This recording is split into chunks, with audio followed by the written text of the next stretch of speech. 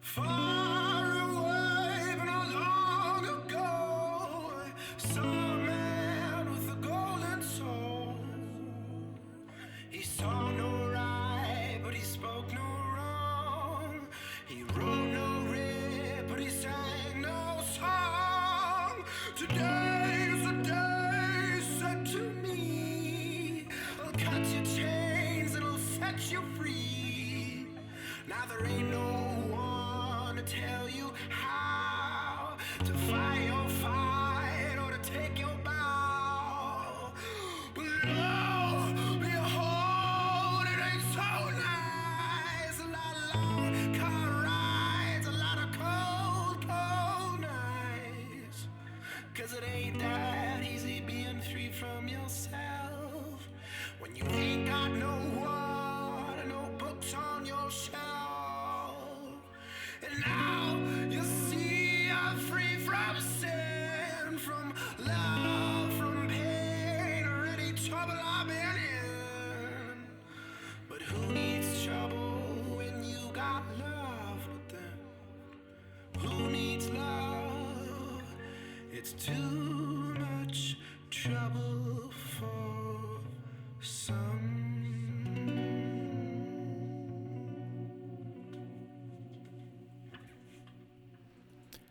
Hi, everyone, and welcome back to Cigarettes, Coffee, and Christ. I am your host, Thaddeus Paul Collins. I know it's been a while since I posted an episode. I had this job this summer that was very taxing, kept me very busy. It was hard for me to find the time to write and record and all that. But that's partially an excuse. Did have days off. I did have free time. I'm sure I could have found the time to squeeze some episodes out. So it's partly laziness and procrastination. I didn't quit. This is something I want to do. It was also partly frustration. I listen to a lot of podcasts. I have friends who do them. Shout out to Ethan Moore and John Gregory. I love their podcast, Mean and Sober. If you have a chance, check it out. It's not safe for work. It is a political show and there's a spiritual undertone, but anyway, I just wanted to give them a little shout out.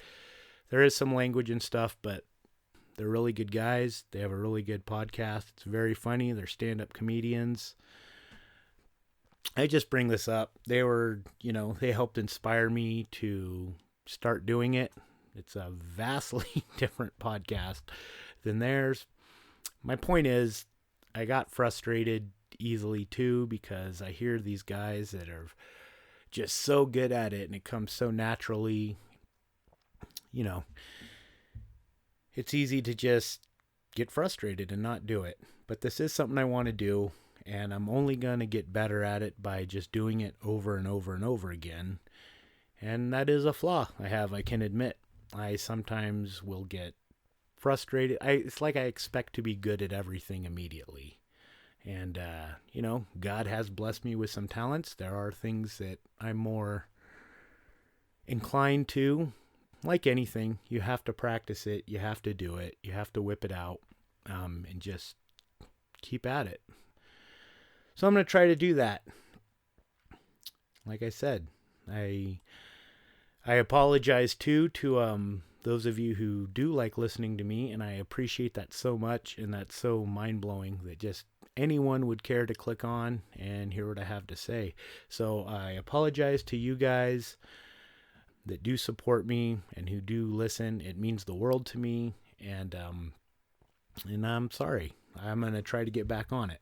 So anyway, yeah, so my job is at this little lake resort, with cabins and a little store and restaurant and so on. And I live on site and do a little bit of everything. I just try to make sure everyone else's job goes easy. So it's everything from cleaning up after the bear because he tears up our trash. And I hate him, even though he's so adorable. I love and hate this bear. Weed eating, raking, maintenance. Something breaks in a cabin. the pumps in our cesspools go off in the middle of the night, I get to go and do it and deal with it. And pretty much just anything that needs to be done. Maintenance, cleaning, trash, helping with cabins, helping with guests. But when you live on site, you know, you can be called up in the middle of the night if a guest is late or something breaks. And so there can be, you know, free time, slow days, and then sometimes I'll be doing 15-hour days and all that good stuff. It's small. Like I said, it's a small resort, but we get super, super busy. And I learned a lot about myself. I learned how bad, like, some of my anxiety issues are, because I'm going to be saying like and a lot while I get back into the game of speaking into a microphone. So forgive me for that. Some of those I'm sure I'll edit out. But anyway, so the place would just get packed on weekends and lunch. It's a small place, but it'd just be crammed full of people, wall to wall. And the little ice machine in there over the soda fountain or whatever, you know, can't keep up with all the people. So you have to manually fill it with bags of ice when you're super, super busy. And that was like the most horrible part of my job. One of them. I hated it. And it, you know, showed me how bad like some of my anxiety issues are and stuff like that. Because when I had to squeeze through like this crowd of people, like wall to wall people waiting to get food to get to this ice machine, I like would have heart palpitations and just freak out and increased heart. Like I hated it. I hated being around just so many people.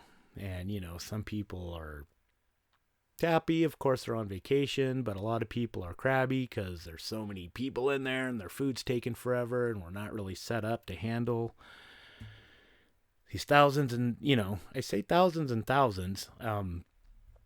And it really is a lot. I mean, this would just be a nonstop flow of people all day. And it was just tough. It can be straining. And it really just got me thinking about, well, let's see. It's kind of a different story.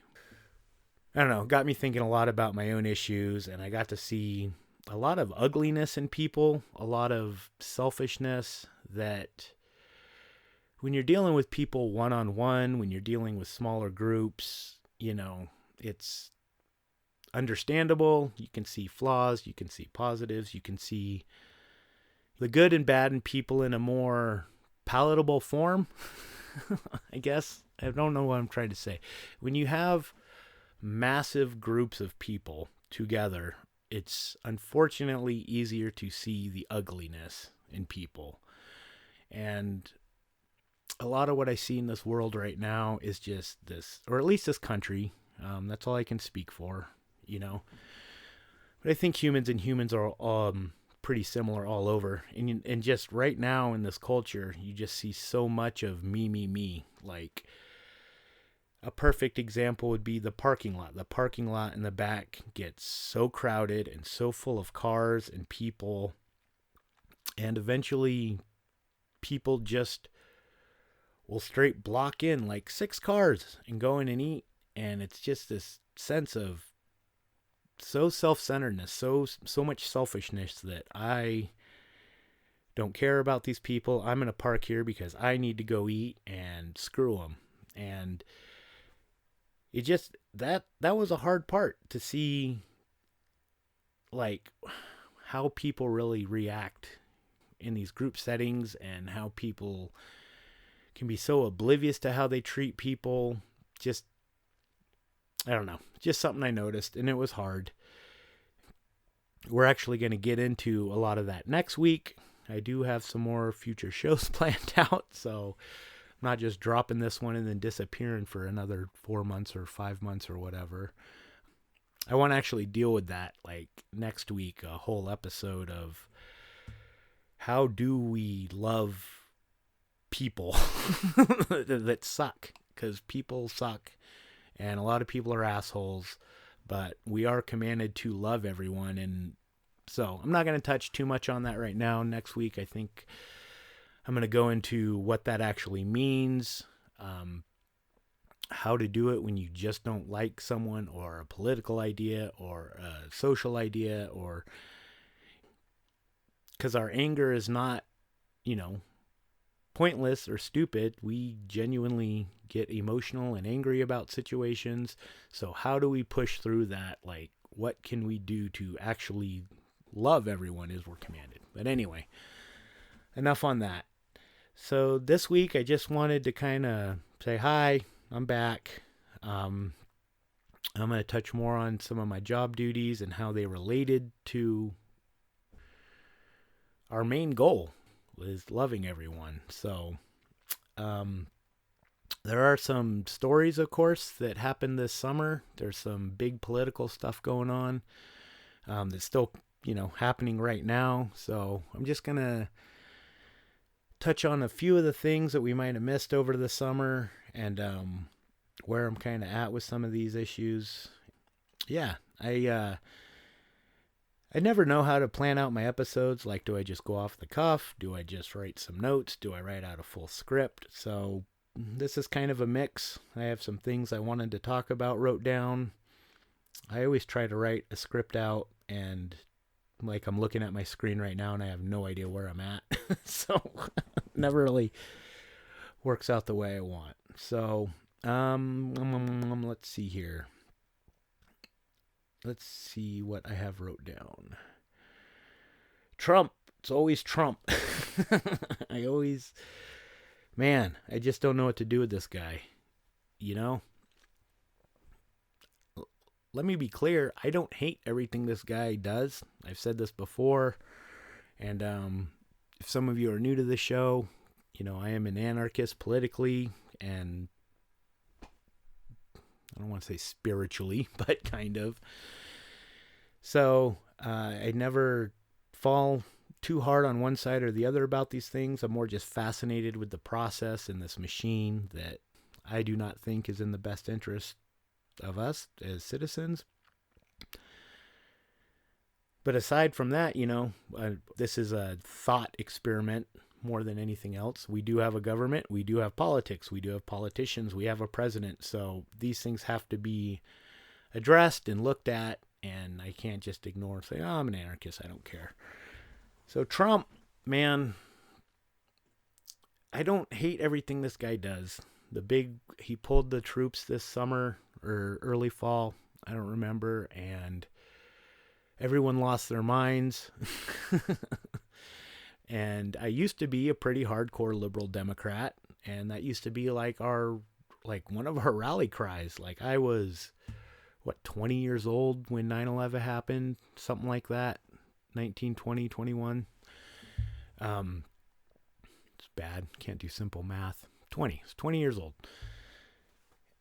And even through all that patriotism and all that stuff going on, the left was always like, no, no war, no war, no war. And Trump's made good points. This is never ending. This war has been going on for, thousands of years, not just the, decades and decades in our own current place in history. And all the Democrats who previously called for, no war, bring troops home, no blood for oil, all that shit. And they all are like, well, it's not the right time. It's not the right way to do it. We have to do this in a certain way. And there's no right way. I know this has been said on both sides kind of, and fringe sites and fringe casts and all this. But it's true. Like, we're so entangled in this situation, and this area has been unstable since people have been there.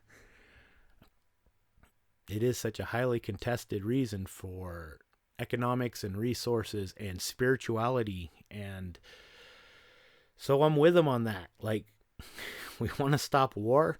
We just stop fighting. Anyway, I don't know the whole situation. I don't know the right ways to do things like that. I don't know the wrong ways to do things like that. I'm not any kind of war strategist. I have always been against war. I am against war now. You know, a policy of non-aggression is one of the tenets of anarchism. So I like him on that. See, the thing with Trump is, when I say I like him for certain reasons, it's almost like I like a good villain. And I don't want to upset all my Trump supporting friends out there. As many of you know, I have friends on every single extreme in all colors and all shades, from left to right. And the thing I like about Trump is that all of his indiscretions, don't get me wrong, I think he's shady as hell. I think he is corrupt. I think he is self-serving. I really think Trump is out for Trump. But it's also visible. It's all so clear. Like, I feel like I know who Trump is. I don't feel like he's hiding much. All of his indiscretions we know about. He was, you know, now what do we got going on now? Now the impeachment's going on because of this bribery or quid pro quo with Syria and all this. And everything about it's pretty much out there in the open. His locker room talk is out in the open. He hasn't denied it. He hasn't denied that he slept with porn stars. I know there's skeletons in his closet, but I'm saying I'm not saying, I'm saying I feel like I know Trump's character. I feel like I know who he is and what he wants. And that is refreshing to me over the nebulous nature of the left. Like, in their hearts, in their minds, it's possible, I don't think this is true, that they really want what is best for marginalized groups or for poor people or whatever and all this. But it just seems like there's always a separate agenda. It seems like I don't know what they want. I don't know what they're doing. I don't know what their end game is. With Trump, I feel like I know what the end game is. So, be the left's motives altruistic? I wouldn't know. I could not tell because the goalposts on things move all the time. The social justice stuff and the woke culture shifts all the time. It shifts within its own tribe. You have different wars within people on the left. You have different, I don't know. It's too much for me to root out the truth, to root out what the end game is. It's like I will take a recognizable, solid evil over a nebulous chance for good.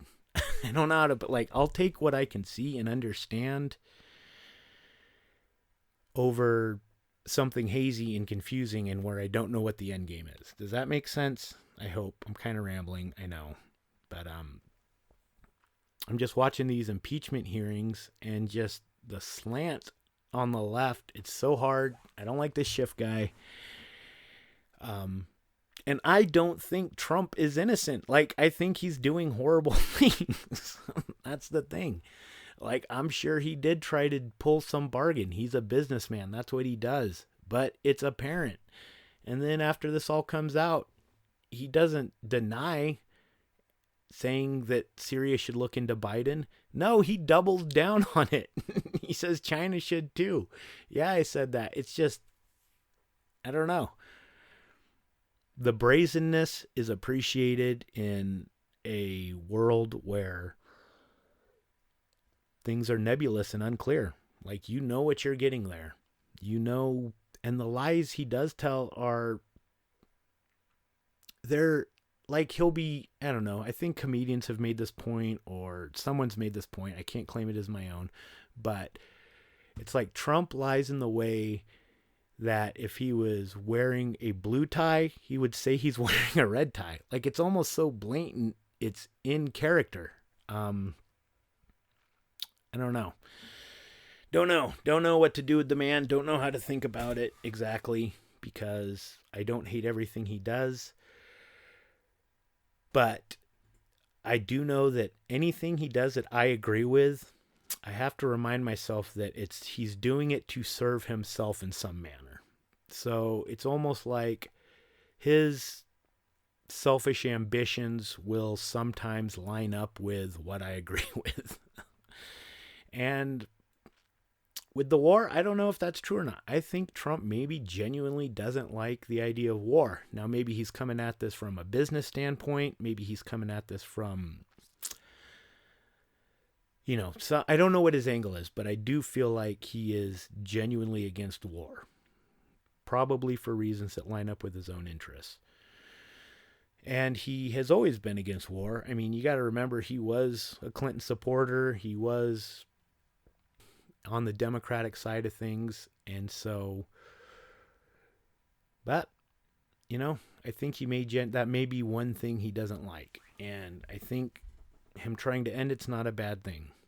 I don't disagree with some of the economic things that are happening in this country, and we can go back and forth. Well, he's just reaping the benefits from Obama and all this stuff. I don't know. You can go back and forth. Who's really responsible for the good economy? Who's really responsible for bad economies? Look, the dude's there right now, and things are better. I've always said that my life has never changed significantly in anything I could notice anyway about my day-to-day life has never changed on who's president.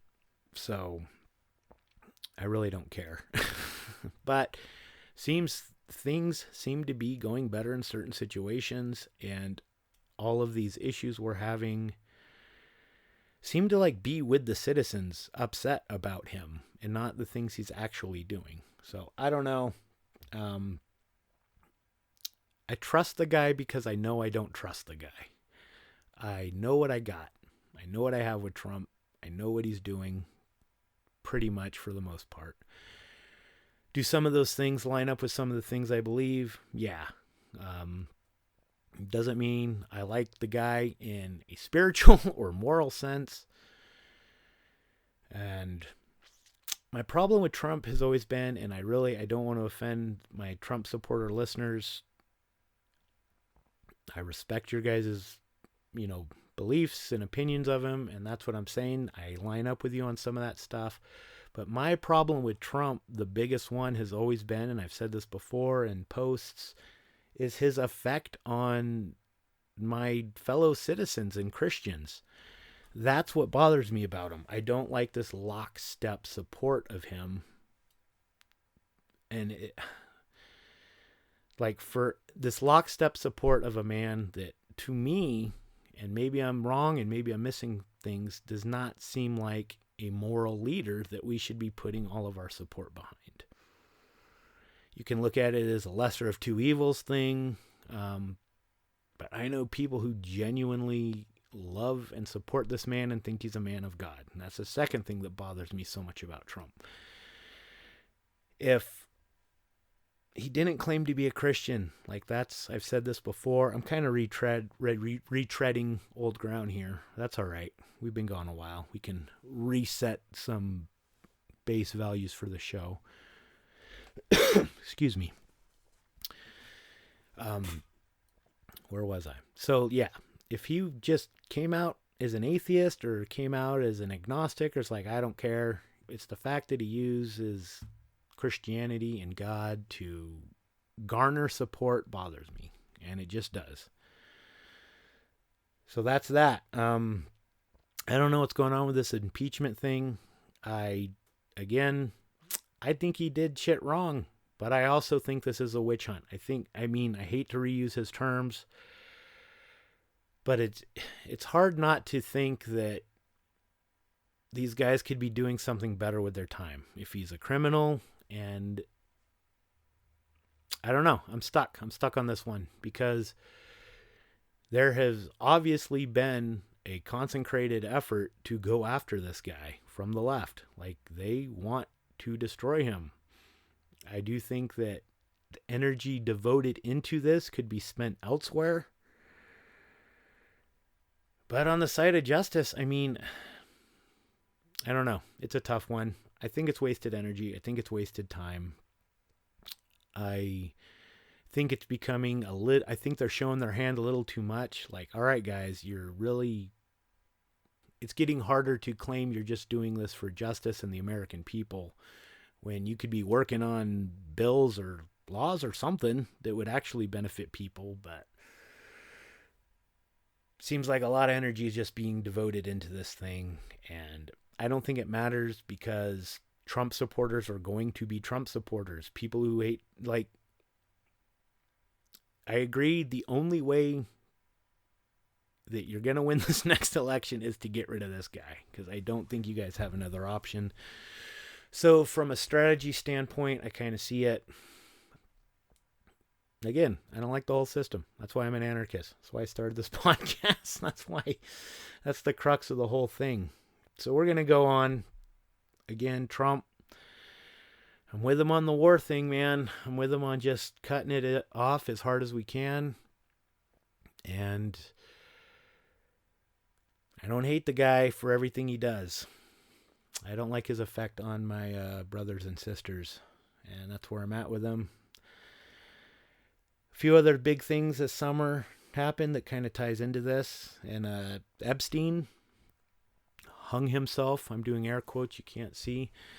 Epstein was a funny case, because even like people I know who are not conspiracy people, even like my mom and friends, and everyone's like, wait a minute. Even I think this is a little fishy. So again, where do we go with this? This could be weeks and weeks of podcast on this guy. We're just going to touch on it. Yeah, Trump, again, was hanging out with this guy.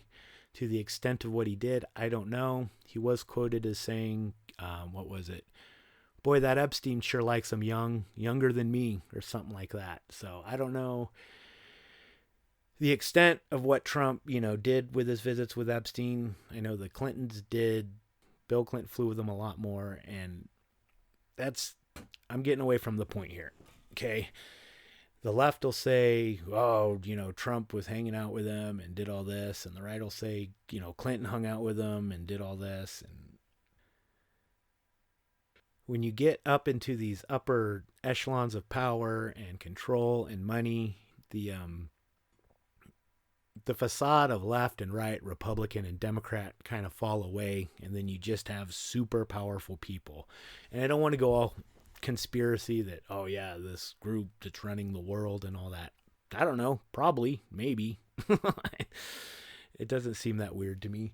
It just seems like you can, in a very, very evil and negative way, rise above the system. And I don't mean like on a low anarchy level. I mean seeing the machine for what it is. And when you reach those heights, I think sex and control and these things become the only thing that can kind of satiate you. When you have no morals, you have no love, you have no spirituality, you have all the money in the world, you have all the power in the world, that type of personality is going to just crave things. So now what? We got the prince, some prince involved in all this, and we have just all these powerful people who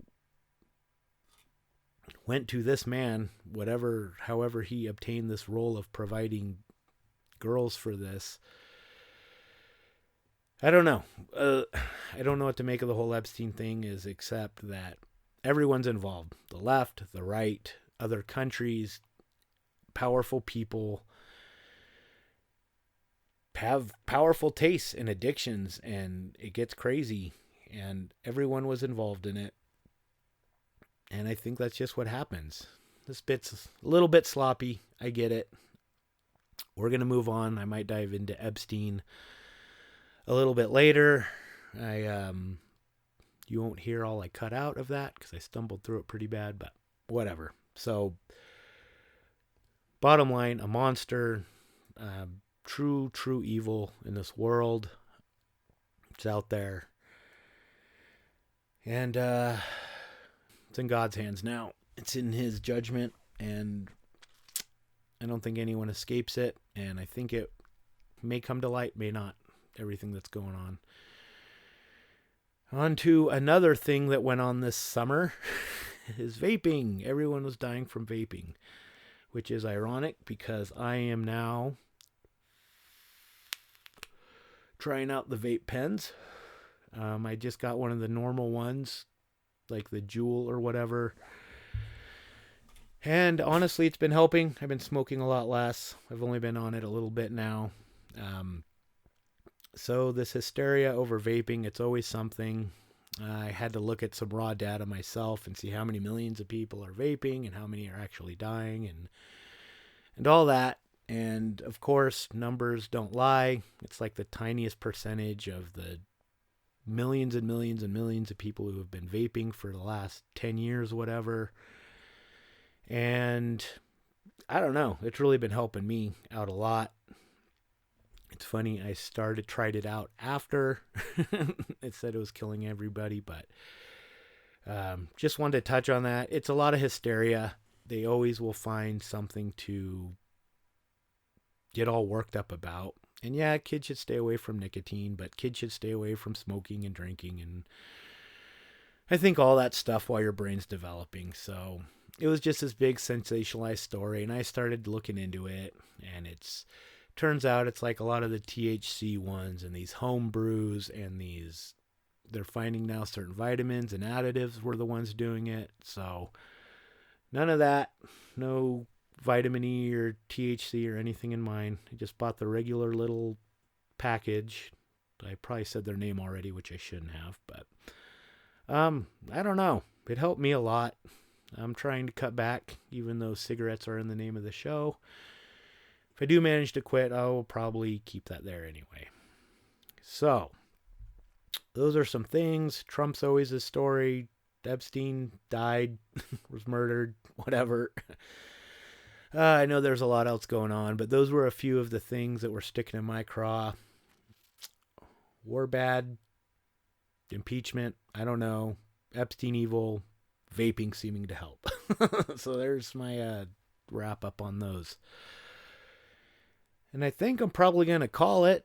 I'm going to try to edit this thing up a little bit. I'm a little rusty, so I know I stumbled around on my words a little bit.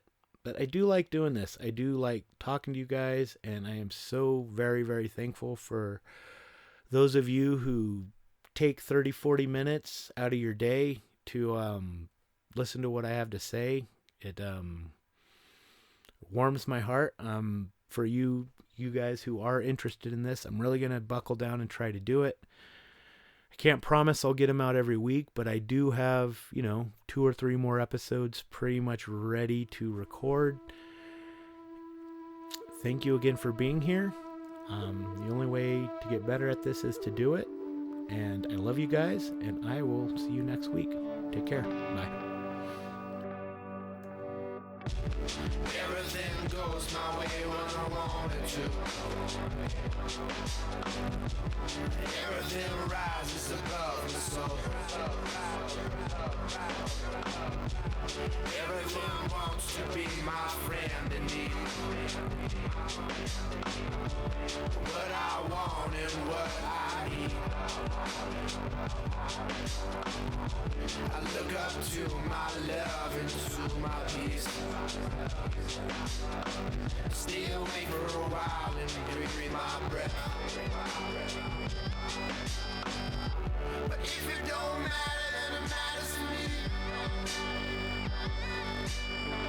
To the edge of space and the bottom of the sea. I only know where to make my home, but never when to stay and when to go.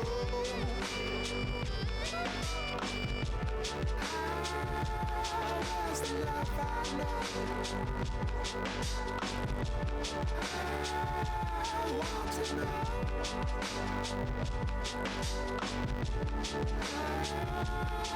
There's the peace I know. I want to know. So tell me, man, tell me, man, tell me, man, tell me. So tell me, man, tell me, man,